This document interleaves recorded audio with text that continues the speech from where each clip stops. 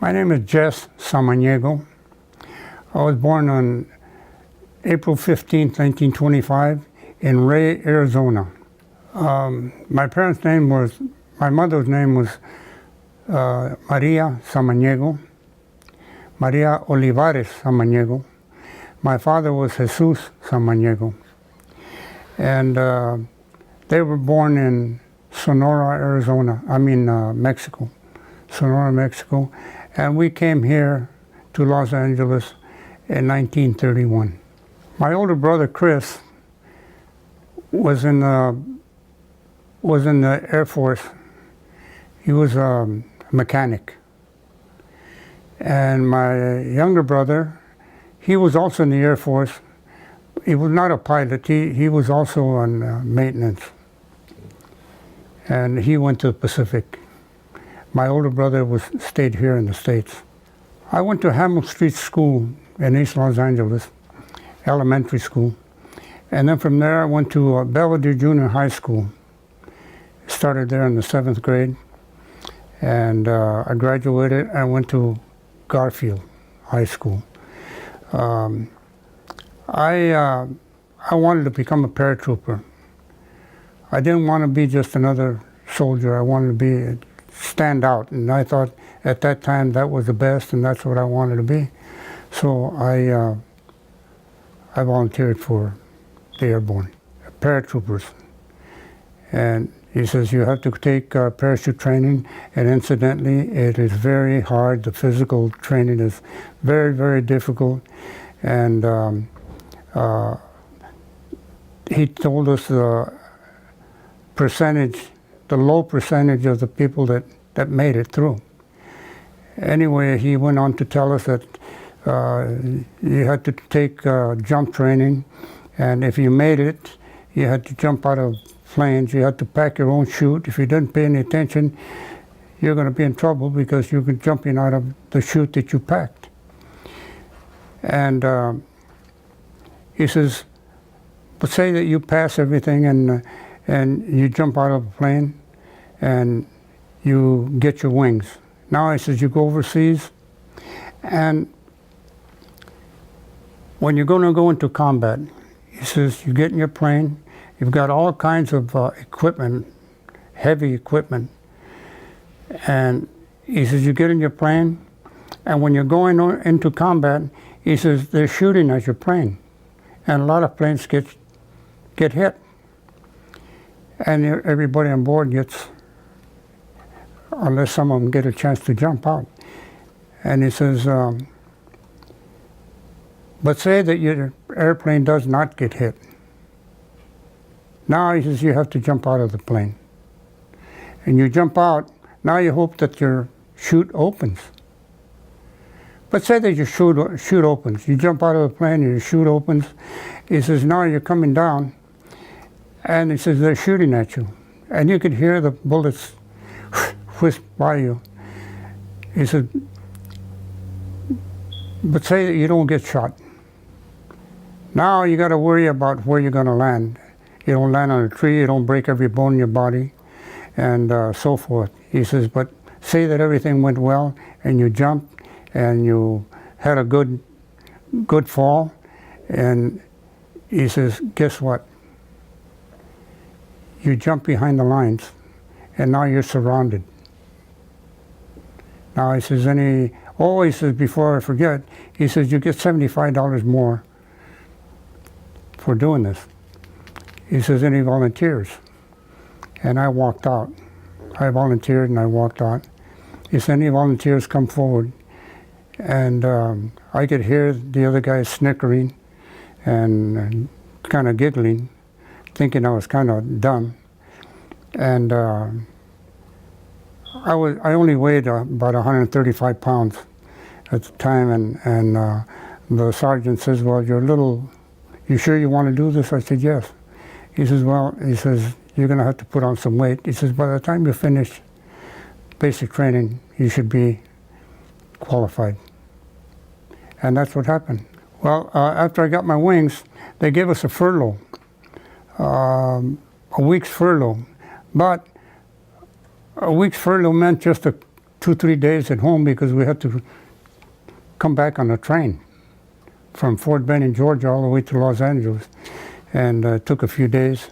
And then when I got home, my uncle, my mother's brother, passed away, and so during the time that I was home, supposedly to have enjoyed my furlough, we spent it grieving.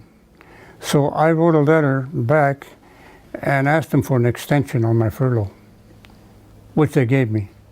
So when I went back to camp, the group that I had taken parachute training with had already shipped out to Europe.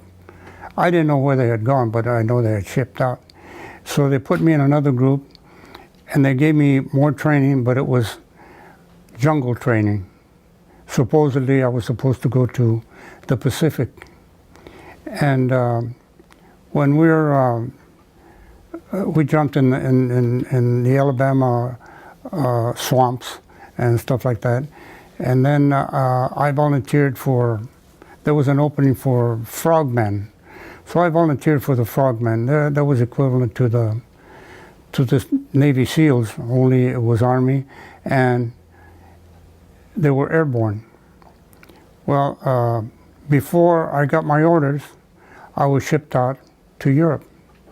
We were put on a train, went up to New York, went up to Boston, and from there we shipped overseas to Bristol, England. And then from there we found we still weren't assigned to a division or a company. And I ended up at the 505 Parachute Infantry, 82nd Airborne, and I ended up with all the guys that I had gone through jump training school with. All-American division. And if you'll notice on my sleeve, you'll see 2 A's, that's the All-American. This goes back to First World War. Sergeant York was All-American. Of course, they didn't have paratroopers in those days, but later on they kept the name, and then it became 82nd Airborne Division. And I ended up in England. I went to 2nd Battalion, D Company, and that's where all my friends were. They never told us where we were going to jump. They never told us when we were going to jump. They just trained us. And our training was strictly infantry. And then we made some practice jumps with full pack, full equipment, just like a real jump, you know. And but we weren't told anything until we got on the plane, and we're sitting there, and the plane is vibrating, and they're revving up the motors. That's when we found out we were going into combat. Well, we knew we were going into combat when we loaded up because we had all this equipment with guns and ammunition and everything. And but we weren't notified until we were on the plane.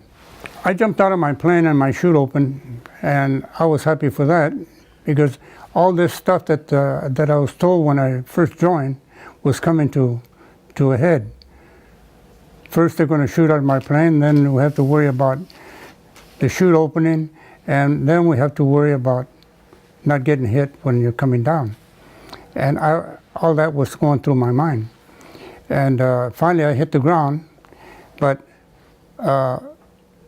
like we had maps and we had stuff that mostly everything was in our heads, where we're supposed to meet, and then you have to find your leaders and stuff like that. But as you probably know, when you're in the air, there's wind shifts, and some people get scattered out. They don't end up where they're supposed to, and then you have to find your way.